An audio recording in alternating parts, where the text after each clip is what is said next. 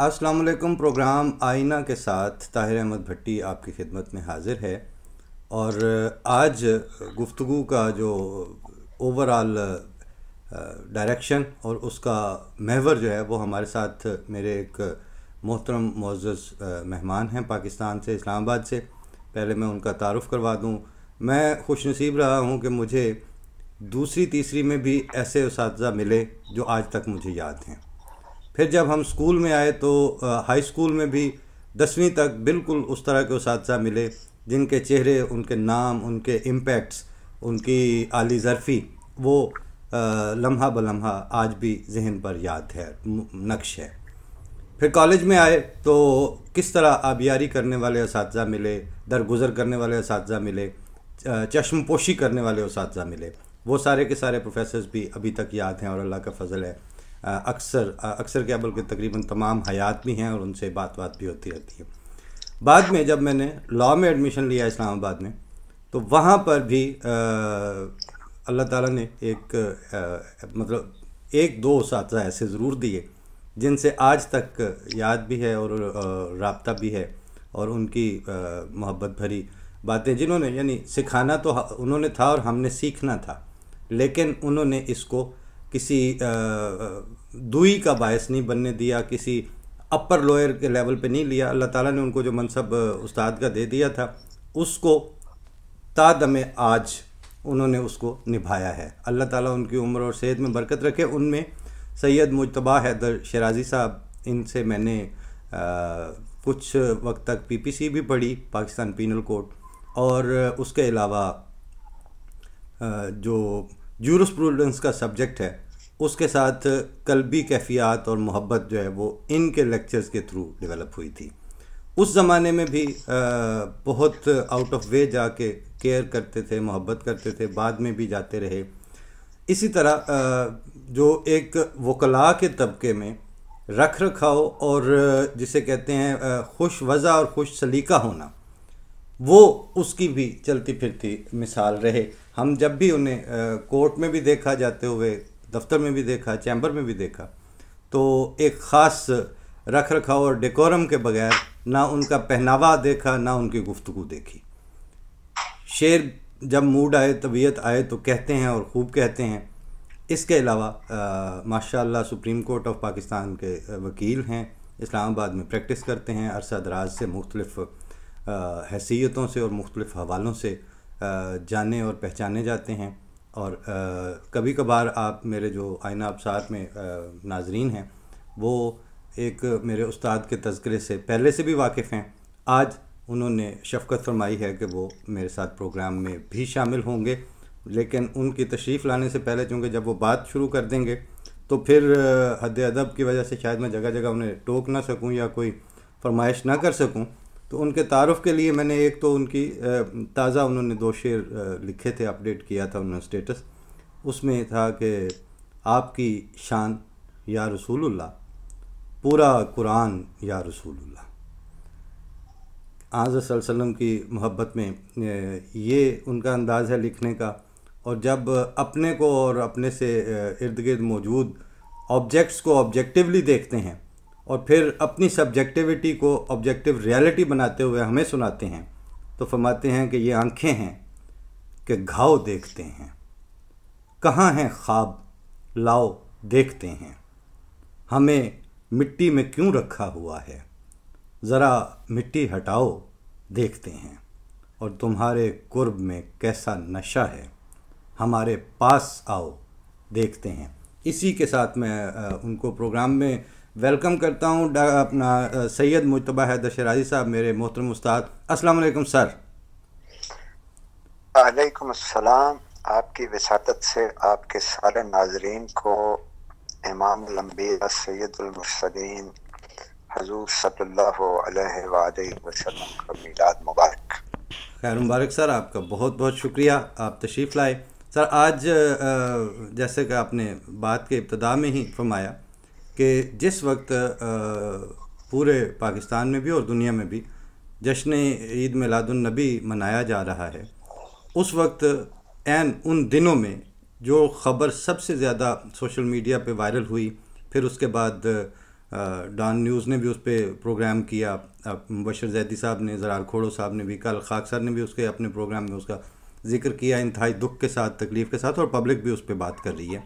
وہ ایک minority class عیسائی بچی جو ہے، اس کو 13 سال کی جو عمر ہے کاغذات کی روح سے، اس کو جس طرح اغوا کر کے، تو اغوا کو نکاح کا جامہ پہنا کے، تو اب وہ ہماری سوسائٹی کے ماتھے پر کالک ملی گئی ہے۔ میں اس حوالے سے، کیونکہ آپ وکیل بھی ہیں، آپ جانتے بھی ہیں، اس کے علاوہ آپ پارلیمنٹیرین بھی رہے ہیں پہلے، تو آپ بہتر سمجھتے ہیں کہ اس بات پہ کیسے گفتگو کرنی ہے۔ بات یہ ہے سر کہ اسلام دین رحمت ہے، دین زحمت نہیں ہے سر، اور اس کے ساتھ ساتھ اسلام ایک فلسفہ حیات ہے۔ جی درست۔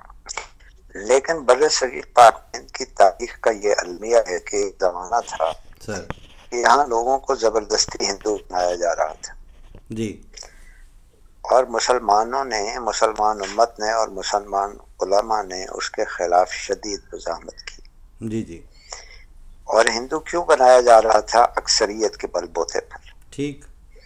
اب ہندوستان میں بھی ایسے مناظر آپ کو دیکھنے کو ملتے ہیں جہاں عقیدے اور مذہب اور دین کی بنیاد پر لوگوں کو تشدد کا، جبر کا، ستم کا نشانہ بنایا جاتا ہے۔ ٹھیک ہے۔ اس کا ایک میں وضاحت ضروری کر دوں کہ اس کا اسلامی تاریخ سے کوئی تعلق نہیں۔ درست۔ یہ بر صغیر کی جغرافیائی تاریخ تو ہو سکتی ہے، ٹھیک ہے، لیکن اسلامی تاریخ میں قرآن کے اس اصول نے واضح کر دیا جی، کہ جب رسول سے یہ کہا گیا کہ یہ جو بدو تمہارے پاس آتے ہیں اور کہتے ہیں ہم ایمان لائے، ان سے کہو یہ نہ کہیں کہ ہم ایمان لائے، جی، ایمان تو ان کے قلوب کو چھو کر بھی نہیں گیا۔ ٹھیک۔ تو یاد رکھنے کی بات یہ ہے کہ اسلام کا تعلق فکر اور قلب سے ہے، جی، یہ کوئی طبعی یا فزیکل بات یا اقرار، اس کا کوئی تعلق نہیں۔ ٹھیک۔ اب ہمارا المیہ یہ ہے کہ ہم مسلمان معاشرہ تو ہیں، لیکن ہم اسلامی معاشرہ ہونے کا دعویٰ نہیں کر سکتے۔ ٹھیک۔ جب ہم اسلامی معاشرہ ہونے کا دعویٰ نہیں کر سکتے، ہم مسلمان معاشرہ ہیں، اور پاکستان کے بانیوں نے بھی یہ واضح کیا کہ اس سرزمین پر عقیدہ، جی، مذہب، جی، دین لوگوں کا ذاتی تشخص کا حصہ ہوگا ٹھیک، اور اس کا دفاع کیا جائے گا۔ یہ سر، ہماری بنیادی آئینی اعتراف، اقرار اور اعلان ہے۔ اعلان میں، آئین میں بھی ہے یہ۔ جی، آئین میں موجود ہے یہ بات۔ ٹھیک۔ تو پھر اگر ہم اس آئین کو اپنا آئین مانتے ہیں اور دین کو اپنا دین مانتے ہیں، تو دین میں تو زبردستی کی کوئی گنجائش ہی نہیں ہے۔ اگر دین میں زبردستی کی گنجائش ہوتی تو وہ اللہ جو قادر مطلق ہے وہ سب کو مسلمان بنا دیتا۔ صحیح ہے، اپنی مشیت نافذ کر کے پیدا کر دیتا، بالکل ٹھیک ہے۔ جی، پیدا کر دیتا، سب کو مسلمان پیدا کرتا اور کسی کو بھی کافر یا مشرک نہ رہنے دیتا۔ ٹھیک ہے۔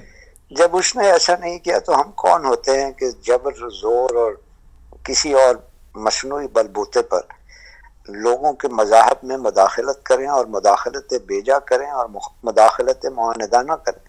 درست، درست۔ یہ کسی طور بھی کسی کو بھی یہ حق حاصل نہیں ہے۔ اس واقعے میں، اس مخصوص واقعے میں جی سر، جو رپورٹڈ بات ہے وہ یہ ہے کہ اس بچی کی عمر 13 برس ہے، جی ایسے ہی ہے سر۔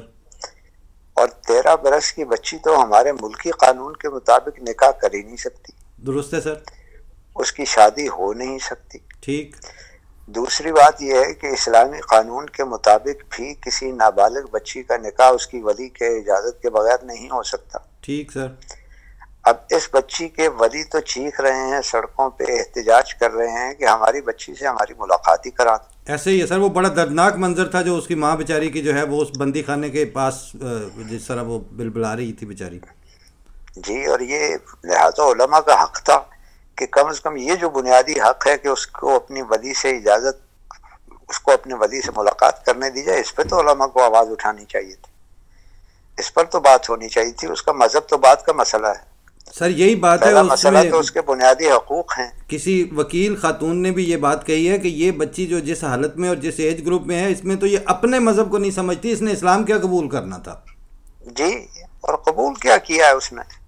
صحیح ہے. سوال تو یہ ہے کہ اس نے قبول کیا کیا ہے. جس کو اسلام، ہاں جی جی سر، اسلام قبول کرنا کوئی صرف کلمہ پڑھنا تو نہیں ہے. ایسے ہی ہے سر، ایسے ہی. اسلام کے وظائف ہیں، اسلام کی فکر ہے، اسلام کی سوچ ہے، اسلام ایک نظام ہے، اسلام کا ایک قانون ہے.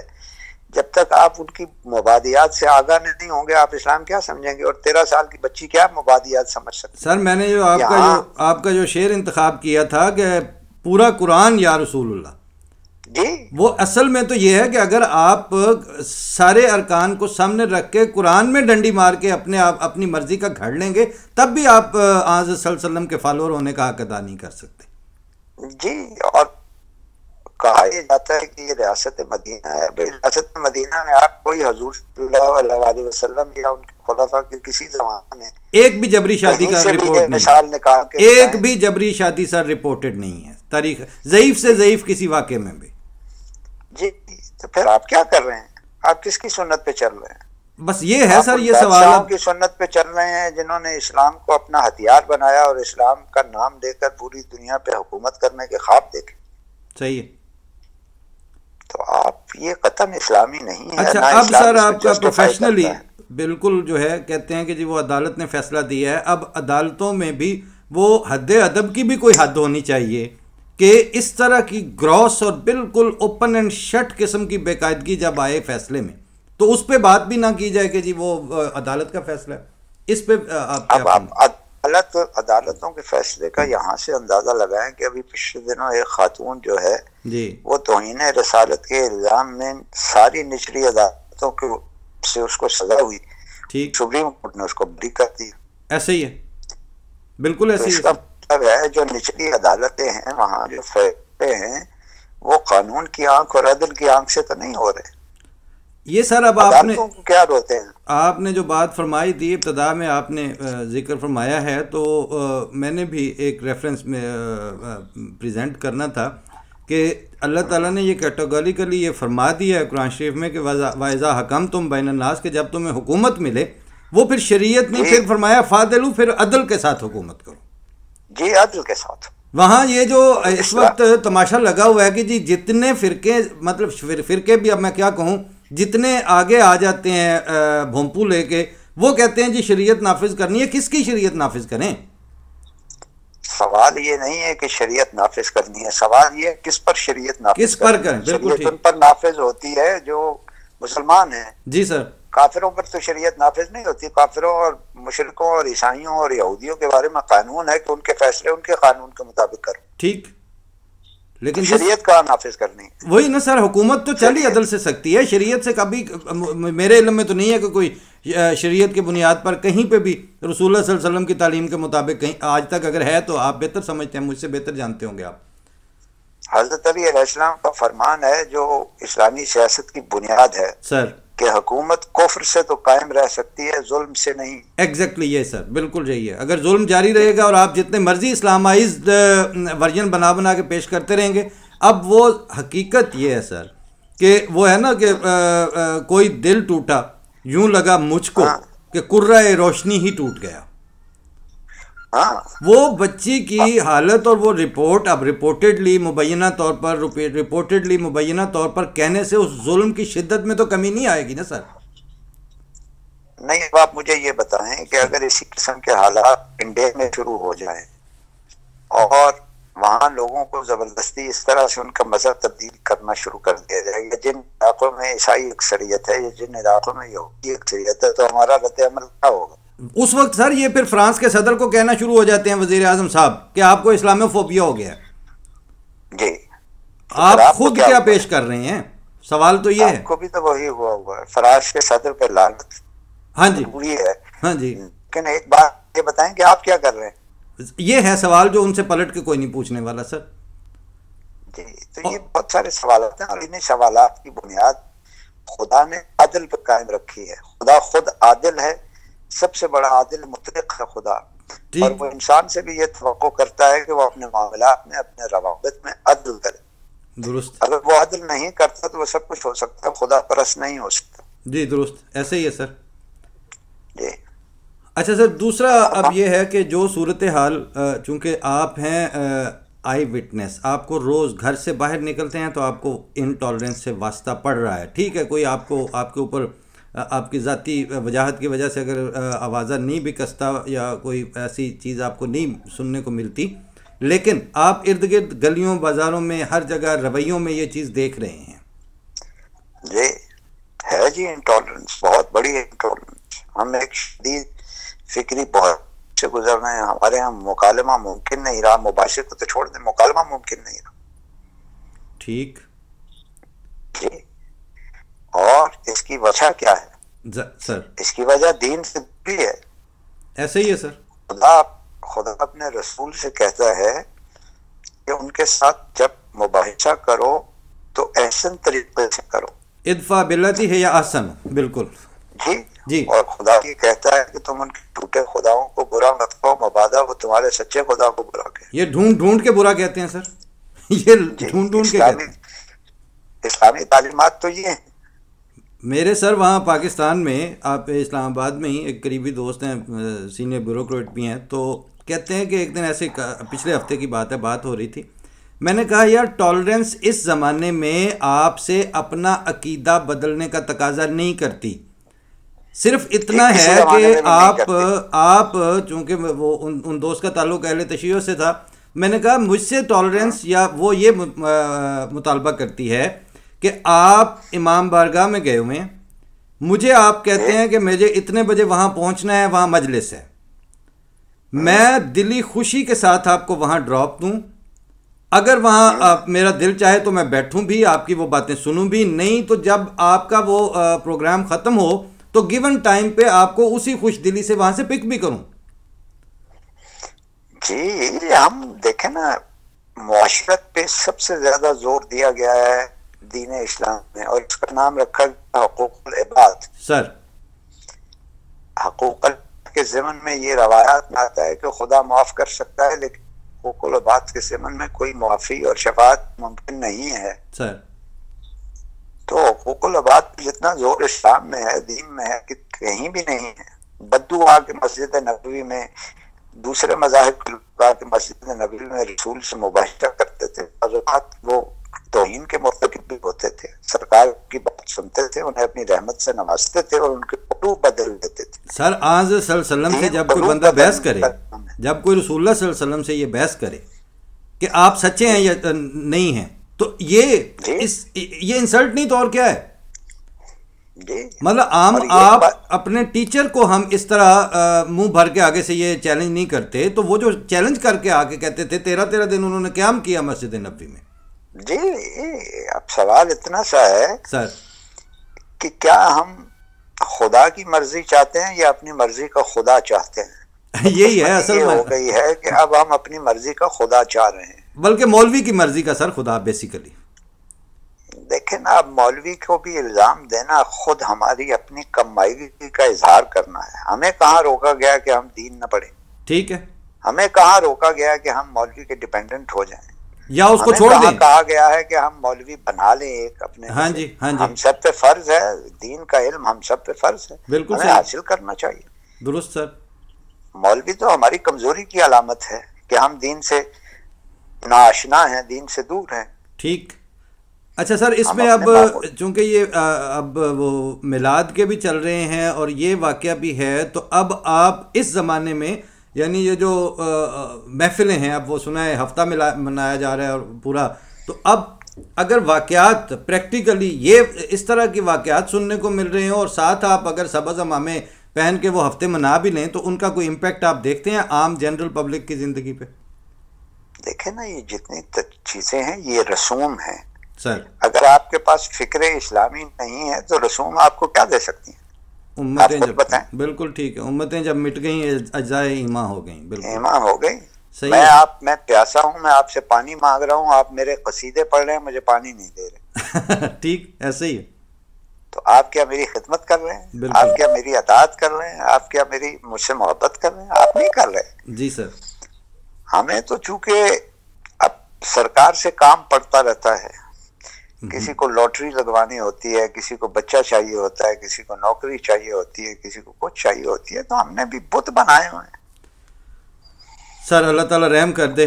اور آپ نے آج سر ہمت بھی فرمائی اور وقت بھی نکالا ہمارے لیے، اور ہمارے آڈینس اس سے پہلے بھی ایک دو دوستوں نے زحمت فرمائی، اور وہ رسپانس جو ہے وہ پبلک جس طرح ہے نا کہ وہ اگر آپ اس کو وہ پسند کریں تو وہ میں اینڈ میں یہ 2-3 لائنیں پڑھنی آپ کی سچویشن اور ہماری سچویشن کے حوالے سے کہ اپنا